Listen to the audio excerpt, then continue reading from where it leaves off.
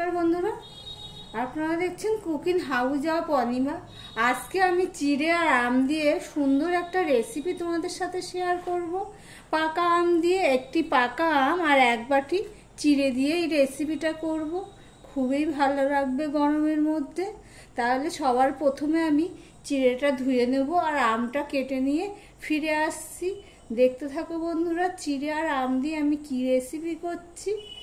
বন্ধুরা, আমি চিড়েটা ধুয়ে নিয়ে এসেছি। এবার চিড়েটা আমি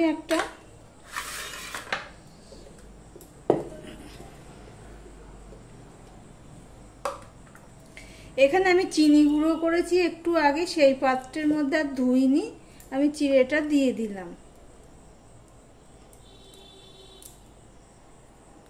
এবারে দেখো, এখানে আমি দুধ নিয়েছি, গরুর দুধ, জাল দেওয়া দুধ, আমি কিছুটা দিয়ে দিলাম। এবার আমি এটা একটা ফাইন পেস্ট বানিয়ে নেব। আর এদিকে আমটাকেও আমি কেটে নেব।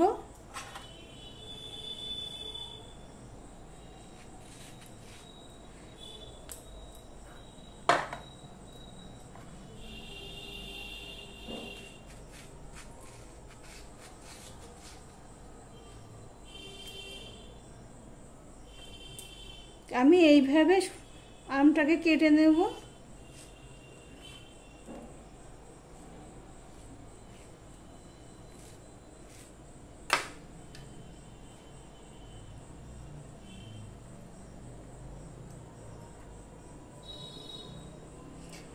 ভিডিওটি যারা দেখছো একটা লাইক দিয়ে শুরু করে দাও বন্ধুরা। তোমাদের একটা লাইক আমাদের এগিয়ে নিতে অনেকটাই সাহায্য করে। দেখো, আমটা পরিষ্কারভাবে কাটা হয়ে যাচ্ছে। আমটা তো খুব পাকা, একদম পরিষ্কারভাবে কাটা হয়ে গেল। এবার এটাও আমি এইভাবে নিয়ে নেব।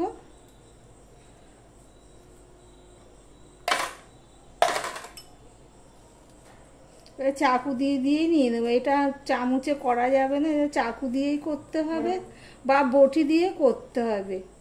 গরমের দিনে এরকম একটা রেসিপি যদি থাকে তাহলে কোনো কথা হবে না,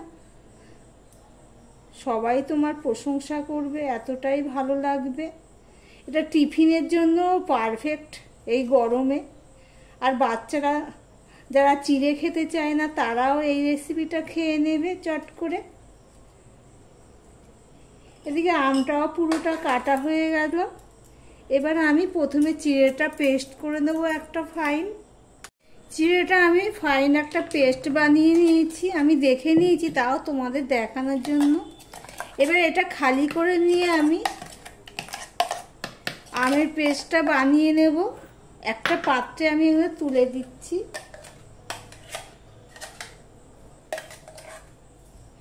আমার ভিডিওটি যদি ভালো লেগে থাকে প্লিজ একটা লাইক করে দিও। আর যারা নতুন বন্ধু ভিডিওটি দেখছো তাদেরকে বলবো সাবস্ক্রাইব করে পাশে থাকার জন্য। দেখো বন্ধুরা, এটা সব আমার নেওয়া হয়ে গেছে। এবার আমটা যে কেটে রেখেছি সেই আমটাও আমি ঘুরিয়ে নেব।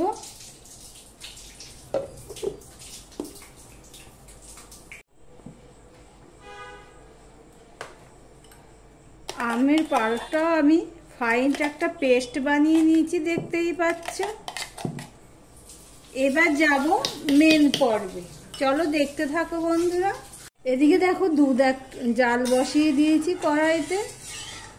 আর এদিকে দেখো, আমি 2 চামচের মতন কর্নফ্লাওয়ার নিয়ে নিয়েছি। এবার কর্নফ্লাওয়ারটা আমি গুলে নেব জল দিয়ে। এবার ভালো করে আমি কর্নফ্লাওয়ারটা গুলে নেব। দুধটা ওদিকে জাল করতে থাক। দুধটা জাল পড়ে গেছে, আমি ছোট করে দিয়েছিলাম। এবার যে চিড়েটা আমি দিয়ে দেব, পেস্ট করে রেখেছিলাম। খুবই ঘন হয়ে গেছে, এটা আমি এইভাবে হাতার সাহায্যে এইভাবে করে দেব।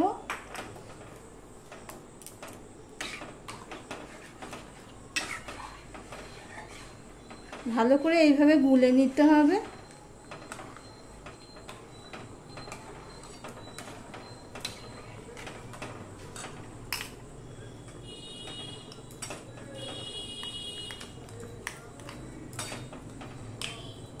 দেখো বেশি জমে গেছে তো সেই জন্য আমি বাটিতে এইভাবে করে দিচ্ছি।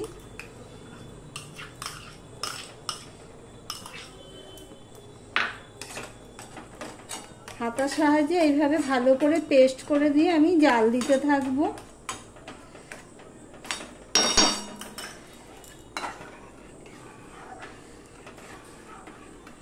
ওদিকে তো কর্নফ্লাওয়ারটা আমি গুলে রেখে দিয়েছি।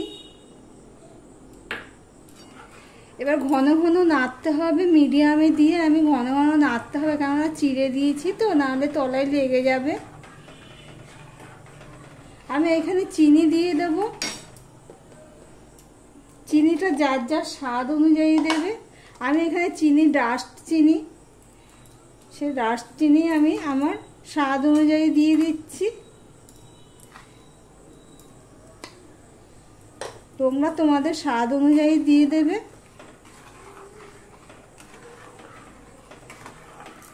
চিড়েটাকে ভালো করে জাল দিতে হবে, ভালো করে জাল দিয়ে দেবো। আর যেগুলো দলা পাকিয়ে গেছে সেগুলো আমি এইভাবে খুন্তির সাহায্যে এইভাবে পেস্ট করে নেব।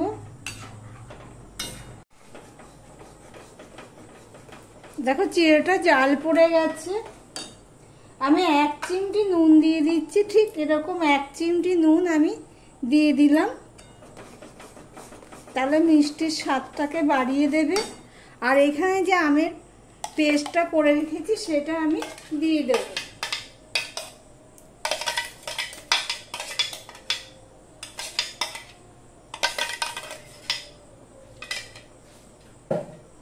দিয়ে সম্পূর্ণটা আমি মিশিয়ে জাল দিতে থাকবো। একটু ঘন ঘন নাড়তে হবে, কেন বলো তো, এটা ঘন হয়ে গেছে তো সেই জন্য লেগে যেতে পারে, সেই জন্য একটু ঘন ঘন করে নাড়তে হবে। এই পর্যন্ত যারা ভিডিওটি দেখছো লাইক কমেন্ট শেয়ার করে দিও। আর যারা নতুন বন্ধু তাদেরকে বলবো সাবস্ক্রাইব করে পাশে থাকার জন্য।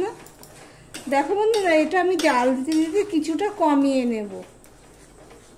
দেখো বন্ধুরা কতটা ঘন হয়ে গেছে দেখতেই পাচ্ছ, আর কমেও গেছে কতটা।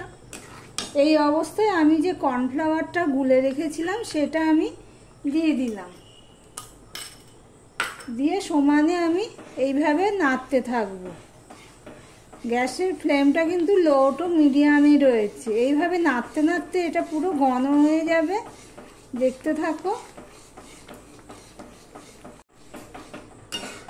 দেখো সমানে নাড়তে রয়েছে, তাই জন্য নাড়ে একদম ফুটে ফুটে না চারিদিকে পড়ে যাচ্ছে, আর হাতে তাতেও পড়ছে। এবার আমি গ্যাসটা অফ করে দেবো। দেখো ঠিক এরকম ঘনত্বটা হয়েছে, ঠান্ডা হলে আরও ঘন হয়ে যাবে। আমি এবার গ্যাসটা অফ করে দিলাম। এবার ঠান্ডা হওয়ার পর আবার তোমাদের সাথে কথা বলছি। দেখো বন্ধুরা ঠান্ডা হয়ে গেছে, প্রায় অল্প অল্প গরম আছে। এবার আমি বাটিতে ভরে নেব। এতক্ষণ তোমরা নিশ্চয়ই বুঝতে পেরে গেছো। হ্যাঁ, চিড়ে আর আম দিয়ে আমি ডেজার্ট বানালাম।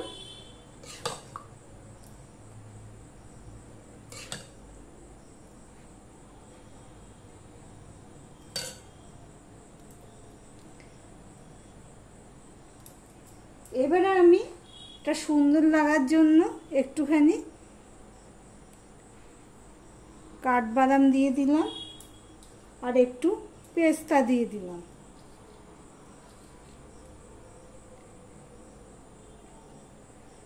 এইভাবে আমি সবগুলো করে ফ্রিজে রেখে দেবো 2 ঘন্টার জন্য। 2 ঘন্টা পর তোমাদের সামনে আসবো। আমি কয়েকটা বাটিতে রেখে দেবো এইভাবে। বন্ধুরা ফ্রিজ থেকে বের করে নিয়েছি, 3টে বাটি বের করে নিয়েছি, আর 2টো বাটি এখনো আছে। তোমাদেরকে দেখাচ্ছি, দেখো কি সুন্দর হয়েছে। যে আসবে তাকে অতিথি আপ্যায়নে একটা বাটি ধরে দিয়ে দিতে পারবে। আর তোমাদেরকে আমি কেটেও দেখাচ্ছি, এতটাই হয় না, দেখতে পাচ্ছ। ডেজার্ট রেসিপিটা তোমাদের কেমন লাগলো? কোনো জিলেটিন দিইনি, আগার আগার পাউডার দিইনি, কিছুই দিইনি। দেখো এত সুন্দর হয়েছে, ঠান্ডা ঠান্ডা এই গরমের একদম উপযুক্ত রেসিপি। তাহলে ভিডিওটি আজকের মতন এখানেই শেষ করলাম, আবার অন্য কোনো রেসিপি নিয়ে চলে আসবো। সঙ্গে থেকো বন্ধুরা।